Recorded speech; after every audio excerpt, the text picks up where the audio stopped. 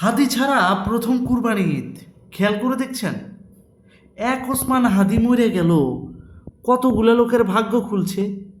ওর ভাইয়েরে ঢাকা শহরে ফ্ল্যাট দিচ্ছে, আবার বিদেশে চাকরি দিচ্ছে, অর্থাৎ ইউকেতে চাকরি দিচ্ছে। তাহলে ঢাকার ফ্ল্যাটে থাকবো কেটা? ওর বইনে থাকবো।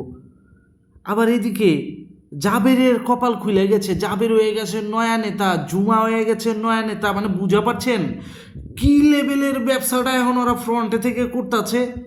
অথচ মেইন যে মুদ্রা, অর্থাৎ মেইন যে ইস্যু, সেই ইস্যুটাই ওরা ভুলে গেছে।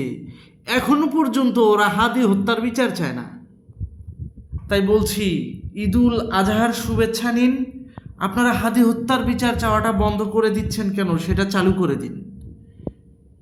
অবশ্য যারা যারা আবার তলে তলে জামাতরে সাপোর্ট করে, হেরা তো আবার এরা চায় না।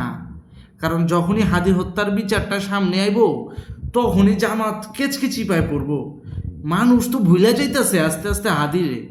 তা আমি মনে করাই দিলাম, তোমরা হাদি হত্যার বিচার চাও না কেন? ইনকিলাব মঞ্চ কি এখন বাবার বিরুদ্ধে কথা বলতে ভাল লাগে না? ও লে লে লে লে লে, হাদি হত্যার বিচারটা চাইও। মাঠের নামাজ শেষ কইরা, কুরবানি দেওয়া শেষ কইরা, তারপরে অন্তত পক্ষে একবার হইলেও একটা মিছিল কইরা হাদি হত্যার বিচারটা চাইও।